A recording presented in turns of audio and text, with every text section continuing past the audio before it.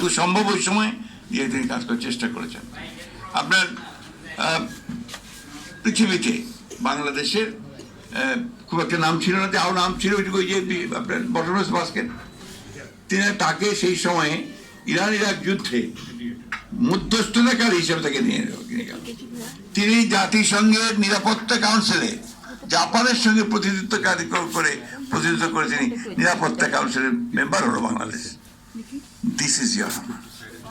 তার দৃষ্টি, তার দেখা, তার প্রজ্ঞা, তার দূরদৃষ্টি জিয়া রহমানকে অনন্য করে রেখেছে। আমার কাছে প্রতি মুহূর্তে মনে হয় যে এই মানুষটা যে আর 10 বছর বাঁচত তাহলে হয়তো আমরা বাংলাদেশকে সঠিক ট্র্যাকের মধ্যে তুলতে পারতাম। এই যে আপনারা এখন এত রেমিটেন্সের কথা বলেন, who started it? Zia Rahman. আপনি গার্মেন্টসের কথা বলেন, কে শুরু করেছে? জিয়া রহমান। তো এখন তারপরে ওই যে কথাগুলো কিছুক্ষণ আগে বললেন যে আওয়ামী লীগটাকে বিভিন্নভাবে, কিছু যায় আসে না, তাতে জিয়া রহমানের কোনো ক্ষতি হয়নি। জিয়া রহমানই আছেন। এই প্রসঙ্গে আমার আপনার অ্যানাটমি অফ কিউবান রেভলিউশনের আপনার বই পড়ছিলাম ক্যাস্ট্রোর আপনার সম্পর্কে। তো ওইখানে আপনার ক্যাস্ট্রো একবার অ্যারেস্ট হয়ে গেল পাকিস্তানের বিরুদ্ধে যুদ্ধ করতে গিয়ে, and he was convicted for 14 years, 14 বছর জেল হলো। তো কাঠগড়ায় দাঁড়িয়ে ক্যাস্ট্রো বলছেন, condemn me, doesn't matter, history will absolve me, ইতিহাস আমাকে ধারণ করবে। আজকে জিয়া রহমানকে সেই একই ভাষায় আমি বলতে চাই যে condemn him, doesn't matter, history has already absorbed him। এই জিনিসটা মাথায় নিয়ে আমরা যদি সামনের দিকে হই, আমরা বলতে আমি বোঝাচ্ছি বাংলাদেশের দেশপ্রেমিক মানুষ, আমরা বলতে আমি বোঝাচ্ছি বিএনপি দেশপ্রেমিক নেতা কর্মী সবাইকে, যে আমরা জিয়া রহমানকে অনুসরণ করি। সততা আনবিলিভেবল, ওটা অবিশ্বাস্য।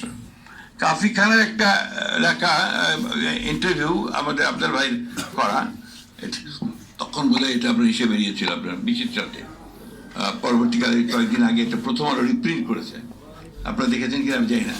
এই লেখাটা যদি আপনি পড়েন তাহলে দেখবেন কাফি খান তাকে কীভাবে মূল্যায়ন করছেন। He was the press secretary of president Zia Rahman. Kafi খানের নাম আপনারা সবাই জানেন, প্রখ্যাত সাংবাদিক। তো ওখানে উনি বলছেন যে জিয়া রহমানকে তার সবচেয়ে বড় যে জিনিসটা আপনার মানুষকে, ওই সময়কার মানুষগুলোকে আপনার আকৃষ্ট করেছিল যে তার সততা। এই যে আপনার বলেন ছেঁড়া গেঞ্জি আর ছেঁড়া সুটকেস, ট্রু, সত্য ঘটনা এটা, এর মধ্যে কোনো বাড়াবাড়ি ছিল না। আমার এখন মনে আছে জিয়া রহমানের আপনার শাহাদাতের পরে যখন বডি নিয়ে আসলো এখানে, আসার পরে আপনার ওই পুরনো সংসদ ভবনে, যেটা এখন প্রধানমন্ত্রীর কার্যালয়, ওখানে বডিটাকে রাখা হয়েছিল কফিনের মধ্যে, কফিনে সাধারণ মানুষের দেখার জন্য। প্রথমে তো গেট বন্ধ ছিল, যেই গেট খুললো মনে হলো যে স্রোত, বন্যার স্রোতের মতো পানি আসতে শুরু, মানুষ আসতে শুরু করলো। ওইখানে যে বিদেশি ভদ্রলোক দূর থেকে দাঁড়িয়ে তিনি দেখছিলেন কফিনকে, আর মানুষ দেখছিলেন। তা আমরা কয়েকজন বন্ধু বান্ধব আমরা সেই সময় ছিলাম, আমরা যেহেতু সরকারি কাজ করতাম সেই সময়, আমরা তাকে জিজ্ঞেস করলাম যে তুমি তো বিদেশি, তুমি এই প্রেসিডেন্টের কফিনের পাশে এভাবে দাঁড়িয়ে আছো কেন? সে বলছে, দেখো আমি ওয়ার্ল্ড ব্যাংকে কাজ করি, আমি পৃথিবীর বিভিন্ন জায়গায় কাজ করছি, বিশেষ করে আমি এশিয়ার দেশগুলোতে কাজ করেছি, আমি এইরকম একজন সৎ প্রেসিডেন্ট আমি দেখিনি। তো দিস ওয়াজ জিয়া রহমান। সুতরাং আমরা যতই তার সম্পর্কে গবেষণা করব, যতই তার সম্পর্কে আমাদের পরবর্তী প্রজন্মকে জানাবো, পরবর্তী প্রজন্মকে জানানো হয়েছে জিয়া রহমান হচ্ছে কিলার। আপনারা দেখেছেন কিনা ওই বইগুলো, আমেরিকা আমলে, চট্টগ্রাম আমলে বইয়ের মধ্যে ছিল কি বলছে কিলার, এই কিল শেখ মুজিব, একটা মিথ্যা তথ্য উদ্ধার করে তারা এই সমস্ত বলার চেষ্টা করেছিল। তো এই জিনিসগুলোকে আমাদের পরবর্তী প্রজন্মের কাছে জানানো দরকার। সেখানে জিয়া রহমানকে গবেষণা করে তার মূল জিনিসগুলো সামনে আসা দরকার। মিডিয়ার সঙ্গে সম্পর্কটা আমার চেয়ে আপনারা ভালো বলেছেন, আপনারা অনেক ভালো বলেছেন। উনার একটা গুণ ছিল, বড় গুণ ছিল একটা, উনি রাতে সবাইকে ডেকে নিতেন, যাদের যাদের সঙ্গে কথা বলেন এক এক রাতে একজন কাকে ডাকতেন, সেটা 12টা 1টা 2টা পর্যন্ত তিনি কথা বলতেন, অনেক সময় ভোর হয়ে যেত। তিনি দেশের প্রখ্যাত সাংবাদিক, প্রখ্যাত বিজ্ঞানী, প্রখ্যাত ব্যবসায়ী তাদেরকে রাতে ডেকে তাদের সঙ্গে কথা বলতেন। And he use to learn. আমার একটা অভিজ্ঞতা হিসেবে বলে আমি শেষ করবো, লম্বা হয়ে যাচ্ছে, কিন্তু বলতে থামা যায় না তো প্রেসিডেন্ট জিয়া রহমান সাহেব বলতে গেলে। আমি আপনার তখন ইউনেস্কো ন্যাশনাল কমিশনের কাজ করতাম ঠিক ওই সময়।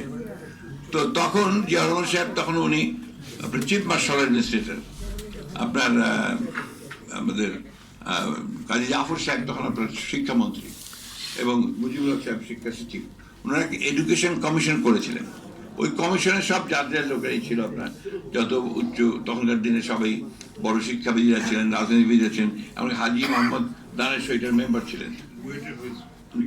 হ্যাঁ, পরে আপনার ওটা অধিবেশনগুলো হতো আপনার ওই এখনকার যেটা আপনার প্রধানমন্ত্রীর কার্যালয় সংসদ সেখানে হতো। তো ওখানে যখন অধিবেশনটা চলতো, তো আমরা কয়েকজন সিলেক্টেড হয়েছিলাম আপনার to act as reporters UNESCO national commission থেকে। আমরা কাজ করতাম, সব লিখতাম। তো জিয়া রহমান সাহেবকে এসে দেখতাম, উনি এসে বসতেন, টুপিটা রাখতেন, লিখে একটা নোট বই বার করে নোট নিতেন, যে যা বলছে শুধু নোট নিতেন, কথা বলতেন না। এমনকি শেষের দিন, অর্থাৎ প্রায় 15 দিন সে ডেলিভারিগুলো হয়েছে, শেষের দিনে তিনি কথা বললেন। এই সময় তিনি আবার ছাত্র নেতাদেরকেও ডেকেছেন। সেই সময় মাহবুব রহমান মান্না তখন আপনার ডাক্তার ভিপি, তাকেও ডেকেছেন, তার সঙ্গে কথা বলেছেন, অন্যান্য দলগুলোদের ডেকে তিনি কথা বলেছেন। এই যে সব আগে জানা, জেনে তারপরে সেগুলোকে আপনার নিজের চিন্তা ভাবনা করে তার মানুষের সামনে নিয়ে আসা, এটা ছিল জিয়া রহমানের কৃতিত্ব। এই যে হিজবুল বাহার সম্পর্কে অনেক কথা বলে, উদ্দেশ্যটা কি ছিল? যে দেশের সবচেয়ে ভালো ছাত্রছাত্রীদেরকে তিনি জাহাজে উঠিয়েছেন, উঠিয়ে তাদেরকে বাংলাদেশ দেখানোর জন্য এবং বঙ্গোপসাগর দেখানোর জন্য তিনি নিয়ে গেছেন, এবং সেখানে সমস্ত বিশিষ্ট আপনার অধ্যাপক যারা আপনার ছিলেন, রিসার্চার, তাদেরকে নিয়ে গেছেন, যে তাদেরকে জানাও যে এটার মধ্যে কি আছে, সমুদ্রে কি আছে, এখানে আমাদের ভবিষ্যৎ কি আছে, দেশ সম্পর্কে তাদেরকে জানাও। এই যে চিন্তাগুলো, এই যে আপনার ভাবনাগুলো, যেটা সত্যিকার অর্থে একজন মহানায়ক, শুধু রাষ্ট্রনায়ক নয়, আমি বলি একজন মহানায়ক, ক্ষণজন্মা পুরুষ, তার পক্ষে এটা সম্ভব হয়েছে।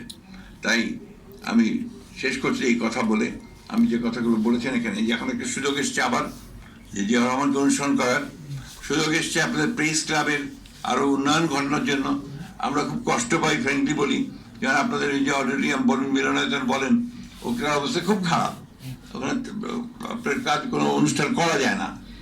এখন একবার প্রধানমন্ত্রীকে নিয়ে আসেন, আমি তো প্রধানমন্ত্রীর মধ্যে তার ছায়া দেখতে পাই, তার প্রতিচ্ছবি দেখতে পাই। উনিও কিন্তু একইভাবে কাজ করছেন, দিন রাত কাজ করার চেষ্টা করছেন।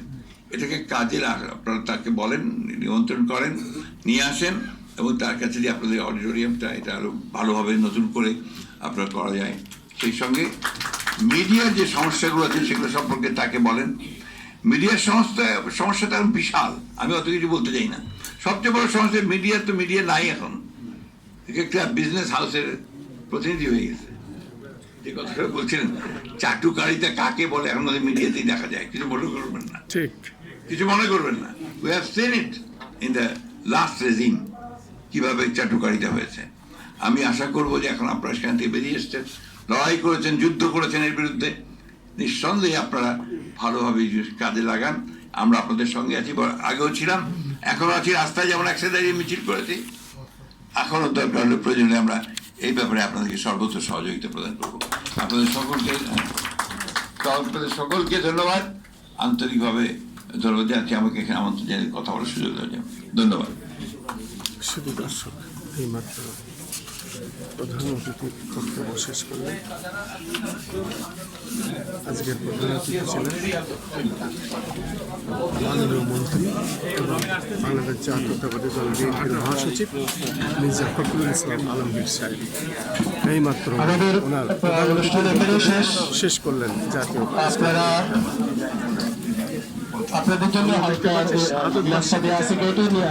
জাতীয় প্রেস ক্লাবের আলোচনা গণমাধ্যম ও শহীদ প্রেসিডেন্ট জিয়াউর রহমান। প্রধান অতিথি ছিলেন মির্জা ফখরুল ইসলাম আলমগীর, বিএনপির মহাসচিব এবং স্থানীয় সরকার পল্লী উন্নয়ন ও সমবায় মন্ত্রী।